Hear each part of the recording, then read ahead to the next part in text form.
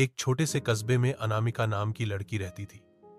वह पढ़ाई में तेज लेकिन बहुत ही चुपचाप स्वभाव की थी। कस्बे के लोग अक्सर कहते, ये लड़की कुछ अलग है, जैसे हमेशा किसी गहरी सोच में खोई रहती हो। एक शाम जब सूरज ढल रहा था और सड़कों पर अंधेरा फैलने लगा, अनामिका अपने घर से बाजार जाने के लिए निकली।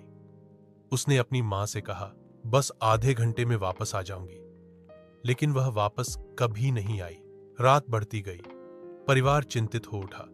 पुलिस को खबर दी गई। कस्बे के लोग भी तलाश में निकल पड़े।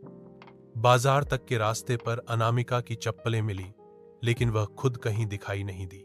कुछ लोगों ने कहा कि उन्होंने उसे पुरानी हवेली की तरफ जाते देखा था, जो बरसों से वीरान पड़ी थी। वहां सबको डर लगता था, कोई पास तक नहीं जाता। पुलिस ने भी हवेली की तलाशी ली, लेकिन कुछ नहीं मिला। सिर्फ एक टूटी खिड़की और ठंडी हवाओं की सरसराहट। दिन बीतते गए, अनामिका का कोई सुराग नहीं मिला, लेकिन कस्बे में अजीब बातें फैलने लगी। कुछ लोगों का कहना था कि आधी रात को हवेली से किसी लड़की की हंसी सुनाई देती है। कुछ कहते वह अपने कमरे की खिड़की में कभी कभी सफेद कपड़ों में दिखाई देती है। कस्बा धीरे धीरे उस रहस्य से डरने लगा।